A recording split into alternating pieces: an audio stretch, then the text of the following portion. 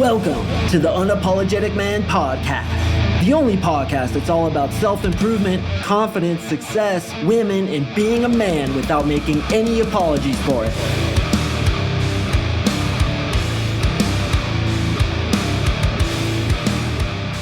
What is up, gentlemen? Thank you for tuning in to another episode of the UMP. I'm going to go ahead and skip all the advertising today, and we're just going to jump straight into the content. So, making a girl feel safe with you is one of the most important things in your seduction to actually get her to come over to your house, get her to sleep with you, put her in a state where she trusts you, because guys do a lot of shit that makes women not trust us. And that doesn't only mean using girls, basically pump and dump, but what it also means is that a lot of women have been sexually molested. A lot of women have been raped. In my own experience, I'd say about 1 out of 3 girls that I've either dated or talked to has said something has happened to her, and I've actually heard that the stats are worse than that. So let's first put ourselves in the shoes of women, okay? They're smaller than us.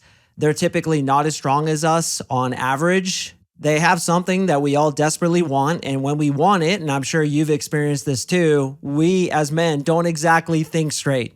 You ever have that baby batter on the brain? You can't fucking think straight. Like, you can't even do gross motor skills, it seems like, because you get so fucking horny. You'd fuck a snake if you could hold it straight, and it's so hard for you to pull up that Pornhub premium that you're just clicking on all these wrong ads and you can't focus and you just want to get it in and get that nut off the brain, and you're just a fucking sea bass. Well, that's what happens many times with men, and they'll do some shit, man, that, you know, makes women have issues with us, and I completely understand it. So in this episode, we're going to talk about how to prove to women that you are trustworthy. And obviously, boys, it goes without saying, don't be a fucking douche canoe to women, because I know there's guys listening right now that have done some shit, and hopefully you've moved past it. Hopefully you've made your amends. Hopefully you've realized that that's a horrible way to live, and that what you do to others will always come back to yourself. And don't fucking do that to women, man. It's just not a good look, not a good way to live. And the good thing about life is you can always change. So if you've done that in the past, man, leave that in the past and move forward, protecting women, giving value to them, admiring them, loving them, seeing them for the beautiful beings that they are, because they truly are, man. And they will add a ton of value to your life when you see them that way. So what we want to do when we date girls is immediately establish what I call trust and connection. And here are 5 strategies to do so. Strategy number 1, I found it really effective if I talk about my mom in a very loving, admirable way to women in the first conversation or in the first date. And this doesn't mean you gloating over your mom or telling her how amazing she is or you love her so much, making yourself look like a mama's boy.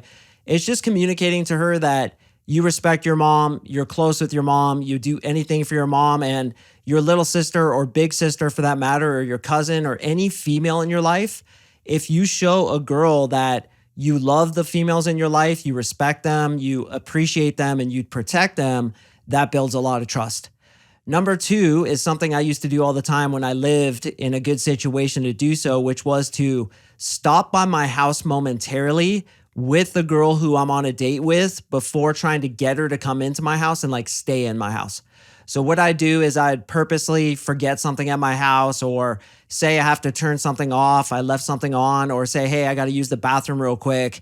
And I'll make my house near our first date site, and I'll bring her into my house if she's comfortable going in. And I'll always check with her like, hey, are you comfortable going in, or would you rather wait outside?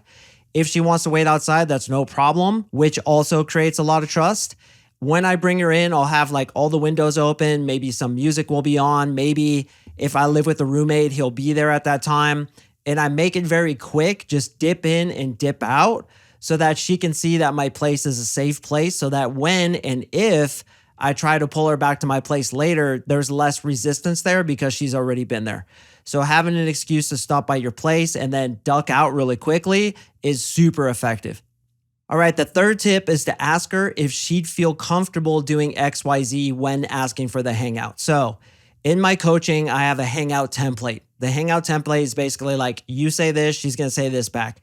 You say this, she's going to say this back. And then you move it into the date. And there's a part in there where I like to ask her if she'd feel more comfortable meeting there, or if it's cool if I pick her up. So when setting up the date, I set the precedence that, hey, let's go to this place. I'm going to either pick you up or we can meet there. which one would you be more comfortable with? Now, the word comfortable makes women feel comfortable because they know that you're cognizant of her comfort, that you're cognizant of whether or not she's feeling a little bit of trepidation, whether or not she feels some danger with you, especially when meeting a dude off the apps. I mean, think about how sketchy that is, man. Think about you're going to go hang out with some Sasquatch that wants to get into your underwear because he's so fucking horny that he'd do just about anything to have sex, and you have this prize that he wants, and he's way more powerful than you are. Like, this dude could just hold you down and take it from you anytime he wants.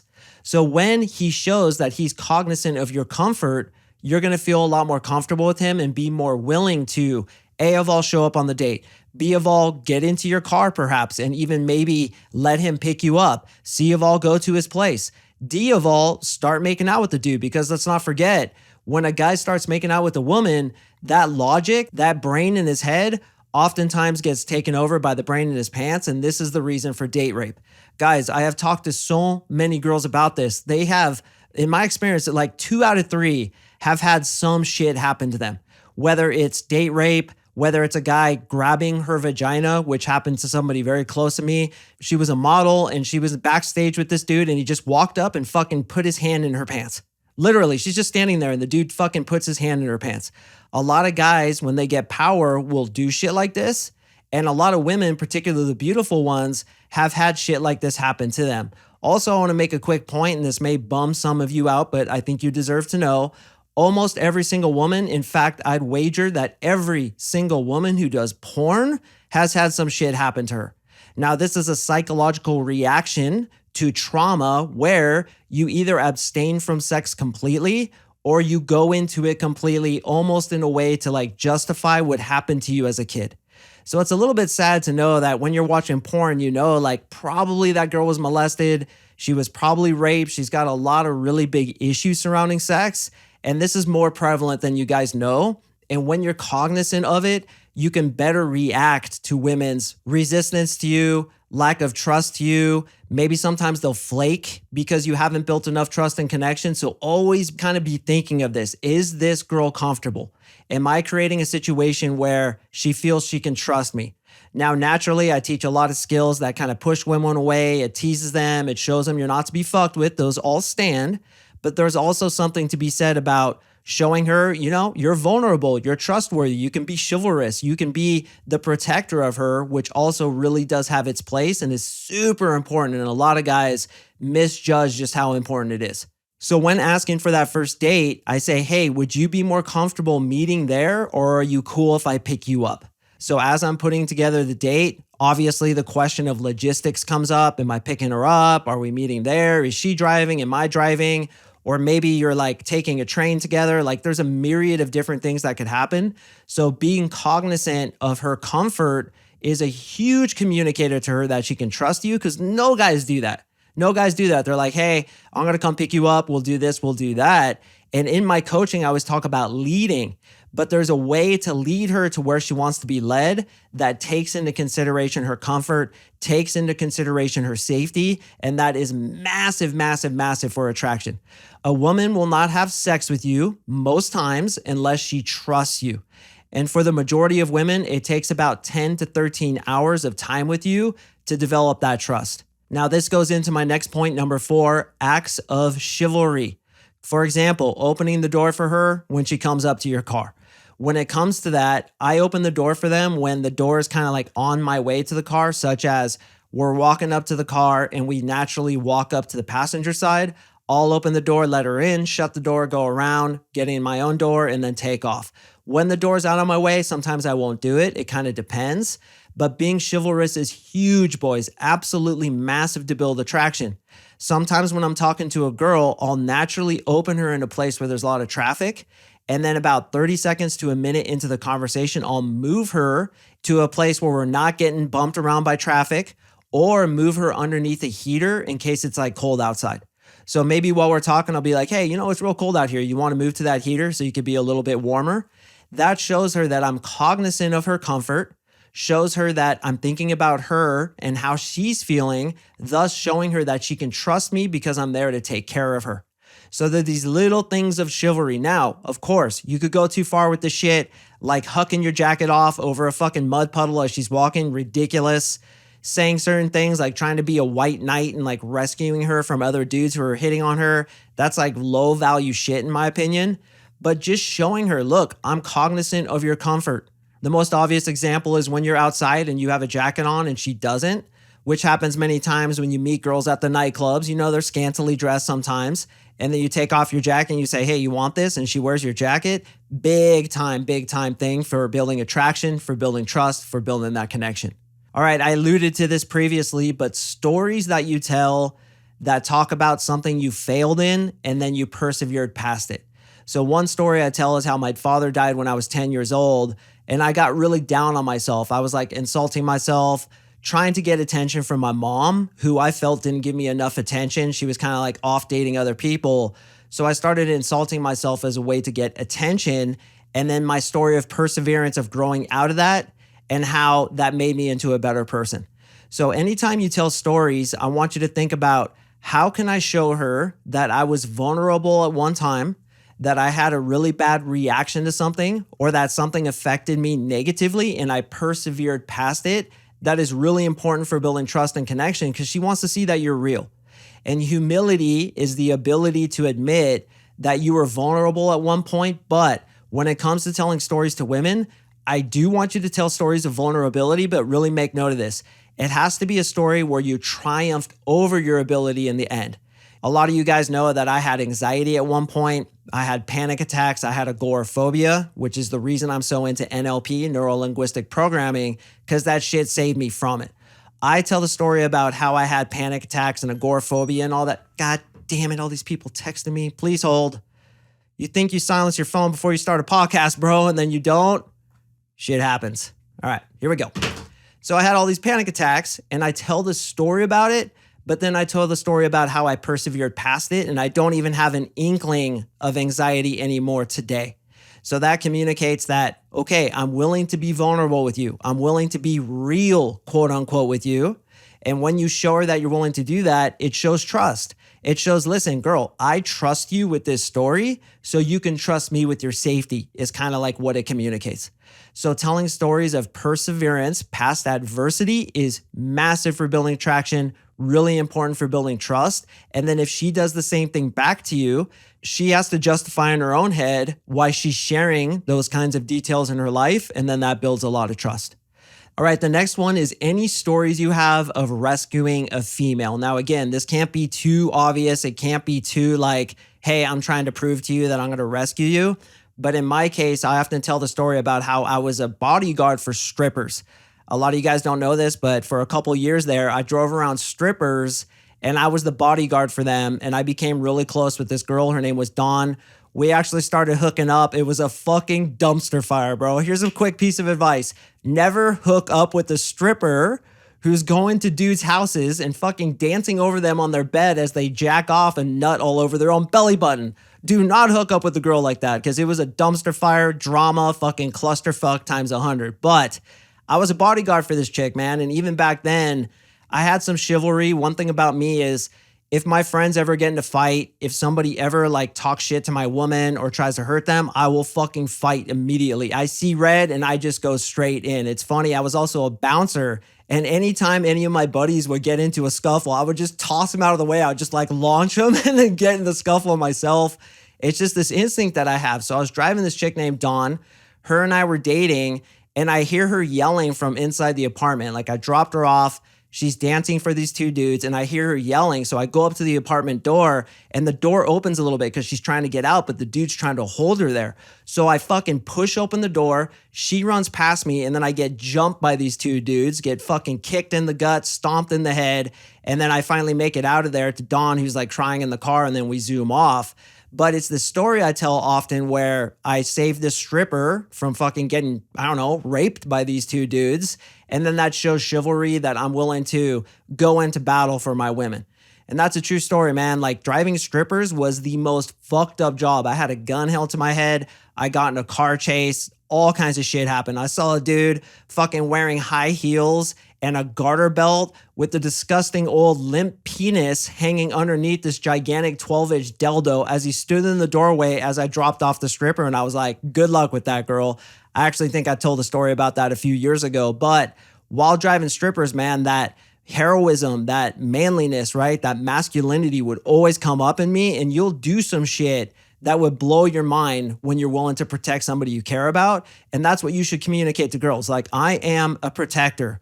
I go after those who try to hurt people I love. And you don't have to say it like to her, like, I will go after guys if they try to hurt you. You're not even making it about her.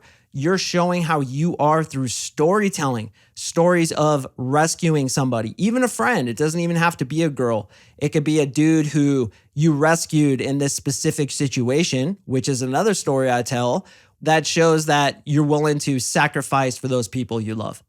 All right, gentlemen, and my final one, and this is actually number 7, is to not be so fucking pushy when you're trying to get physical with a girl. So every single time I will stop it before she stops it to do several different things. First of all, it gets them so goddamn horny, bro. They'll go home and look for anything, including a cucumber, to take care of themselves, because this shit really gets them turned on. And this is part of my strategy where I'll make out with them, get it really hot and heated, and then say, hey, that's it for me tonight. I have an early morning tomorrow morning. Let's go ahead and get you home. When you do that, it makes them really turned on. Secondly, it makes them more into you because you're kind of being a challenge. And what guy stops physical escalation before she stops it? Like, almost no dudes do it. This shit works so extremely well to get them turned on and thinking about you and wanting to come over the next time. And the third reason I do this is to build that all-important trust and connection so that she can feel safe with me. Because if I've already proved that I'm willing to stop things when they're heating up and send her home, she's going to know without a doubt that I'm not going to like date rape her or try to do something malicious to her in any other way whatsoever, because I was already in that situation with him. He didn't try to do anything. In fact, he stopped it and sent me home. And she's going to question, did my breath stink? Was I a bad kisser? Like, what's going on? And we want them a little bit off their inner balance point when thinking of you, because dude, this turns them on so much. I actually just had a client text me and he's like, Mark, I did the technique where I made out with her last night. She's been texting me all day, sending me nude pictures, wanting to suck my dick, like just begging to come over to have sex. That's because it hits all those attraction trigger points and it builds that all important trust and connection, which you guys have to do with these chicks if you want them to have sex with you. So a lot of you guys have girls blow you out and you don't understand why. You're like, dude, I thought I was doing great. I thought we were hitting it off really well, and suddenly she just ghosted me. Think about your trust and connection. Did you make her feel safe with you? Because again, the majority of girls, and yes, I'm willing to put this out there, the majority of women have had some shit happen to them, especially if they're attractive.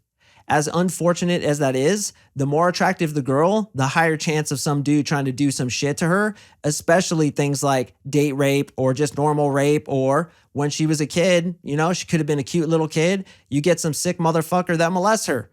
And then she's got this issue the rest of her life, which I know 90% of you guys listening have come up against with girls. Girls not wanting to give you a blowjob because they had some like really bad blowjob experience. Girl not wanting you to be on top of her missionary style because she's been raped like that before. I've had all things under the sun happen. A lot of guys, and hopefully not a lot of you guys listening, but a lot of guys have some dysfunction when it comes to their sexuality. They hate women in a lot of different ways because they've been rejected by women. So they just go take that shit. Or they have some sick thing where they're attracted to children and they get alone with them and they fucking molest them. And this is why I will never fucking leave my daughter with the dude who I do not know very goddamn well will not touch her. Like, I'm going to vet the shit out of these guys. I'm going to make goddamn sure that under my watch, nothing is happening to this little girl. Because again, I am a protector, hopefully just like you are. And when it comes to my daughter, that's the number one person I'm here to protect. So boys, I want you to go out into life thinking about how much women have to go through when it comes to dudes, how small the most of them are compared to us and not strong compared to us, and usually can't defend themselves compared to us, especially if you get a really strong dude.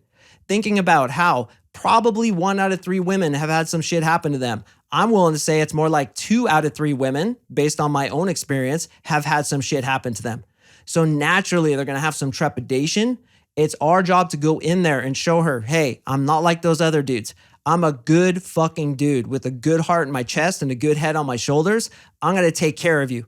And if and when you're privileged enough to kiss me, I'm going to end it before you can to show you that, hey, I'm not dependent on this. I'm willing to let it go and you could be safe with me. Then trust me, guys, if you do that, you're not going to have girls blow you out because you didn't build enough T&C, trust and connection. So goddamn important.